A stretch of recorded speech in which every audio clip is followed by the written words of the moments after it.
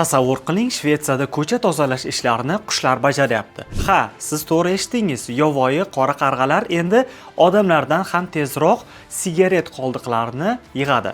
Loyiha shahar ko'chalarini tozalash va xarajatlarni qisqartirish uchun ishga tushirilgan. Qarg'a chiqindini oladi, maxsus qutiga tashlaydi, evaziga yem oladi.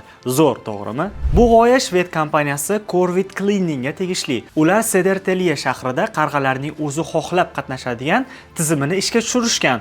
Hech qanday majburlash yo'q, faqat aql va qiziqish. Kompaniya asoschisi Christian Günther Hansenning aytishicha, qushlar vazifani tushunadi, manfaatli ko'radi va tezda shahar tozalovchilariga aylanadi. Eng hayratlanarlisi bu Nova Kaledoniyalik qora qarg'alar. Olimlar ularni yosh bola darajasida fikrlay oladi deyshadi.